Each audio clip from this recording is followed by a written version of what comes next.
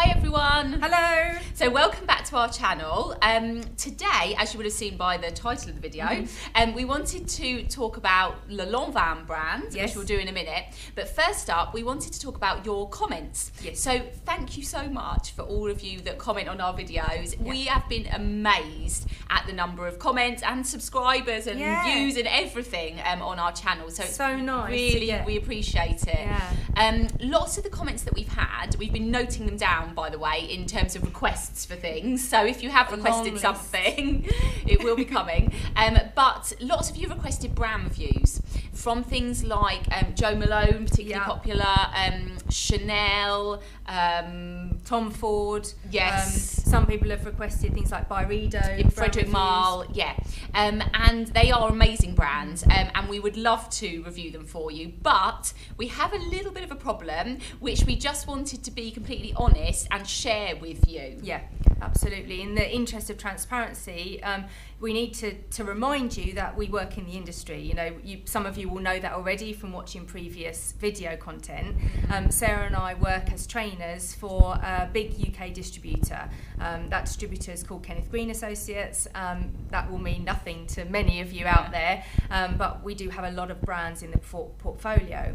And so therefore, if we start talking on video about reviewing other brands that we don't directly work with, that will be seen as our company as being a conflict of interests, and we like our jobs and don't want to jeopardise them. No, so we love YouTube, but we love our jobs as well. But our jobs are what pay us at the end of the day. Exactly. Although it's worth saying at this point that we don't get money directly for doing this channel, and also the content of our videos are not directly dictated by our company. We come up with this, all ourselves. But we will be talking about brands that we work with and train, and we know them well, and we can share the stories behind them, and we can talk about how they smell and our opinions. I mean, we have like over 200 fragrances in our portfolio, and there's new stuff launching every week, so there's always going to be things to talk about. And also, if you do want to talk about other brands or other fragrances, please don't feel like, oh gosh, I can't mention it. Just comment below, and we're happy to talk freely with you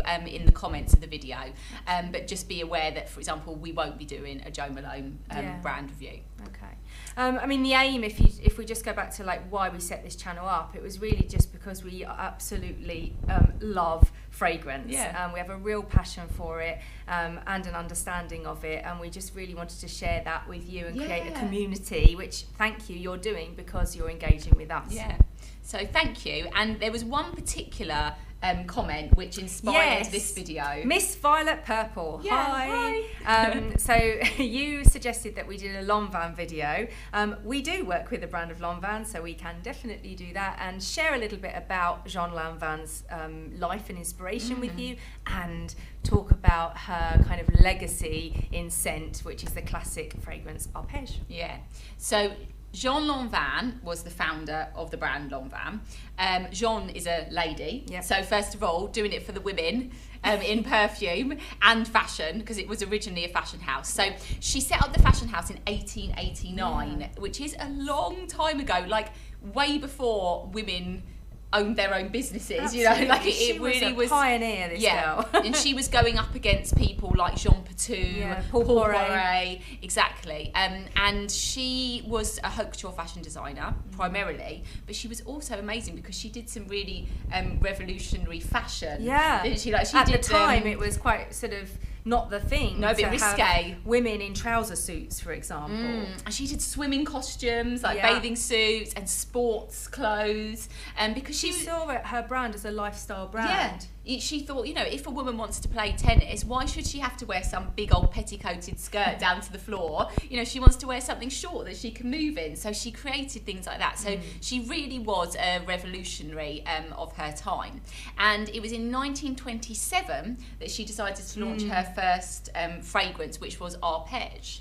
Beautiful scent. Even, really has stood the test of time, this one. It's still popular as a classic women's fragrance today. If I show you the bottle, it's you'll probably have all seen this bottle before in various guises. I think it has been slightly adapted over the years in various versions. And also what's interesting about the scent is that it was actually reworked in the 1990s. Yeah. So the original 1927 one is kind of lost to us now. Yeah, I mean, it's very similar. That does happen sometimes with ingredients and reformulations. But there are definite big similarities. Yes. And on the bottle, you'll see that there's this black and gold logo, which is the Lanvin house logo.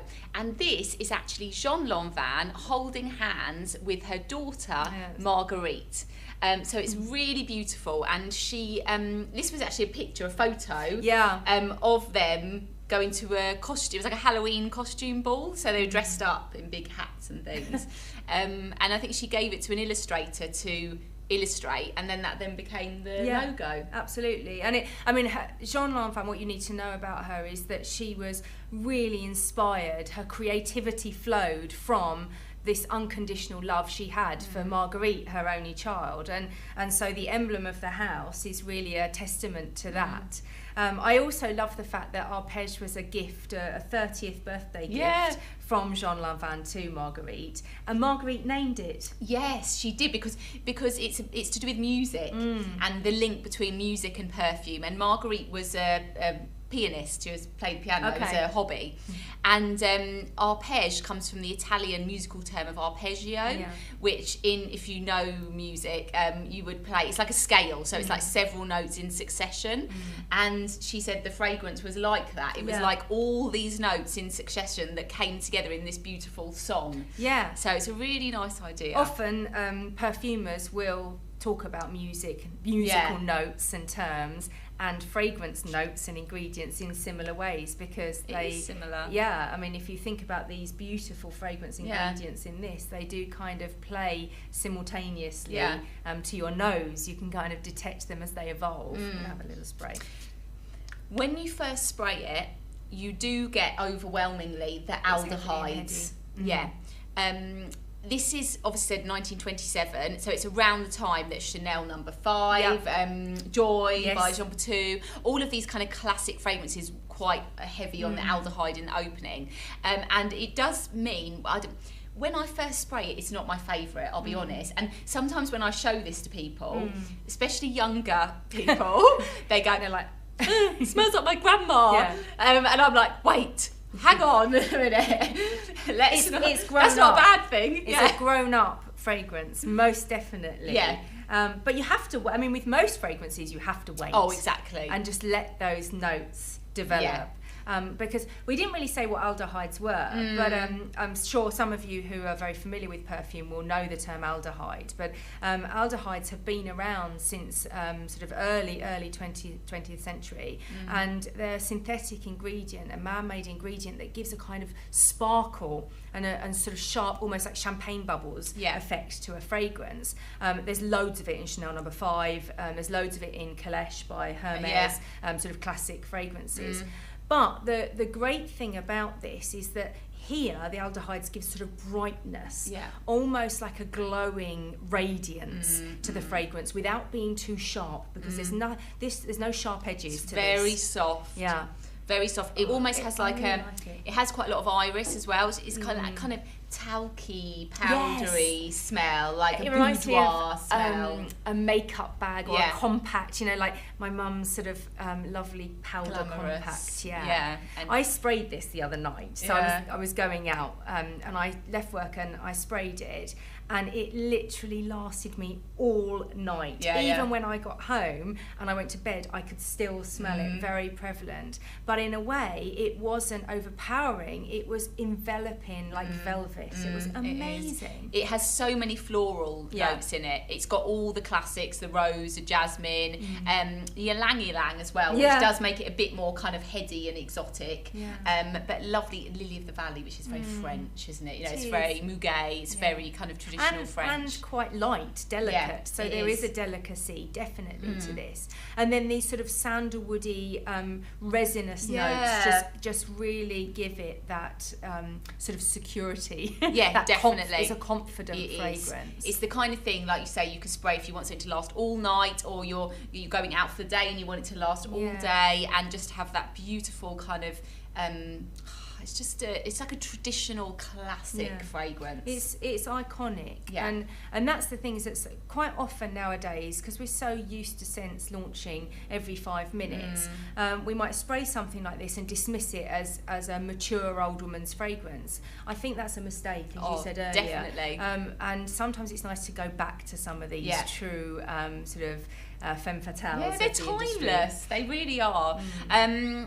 There has been other fragrances that have launched in Lanvin over the years. There's been quite a few actually, as it's gone from various different kind of production companies. But most of them are either discontinued or they're kind of hard to get hold of because they're just used as like sale lines. There is a Clact Arpege, which I love so much.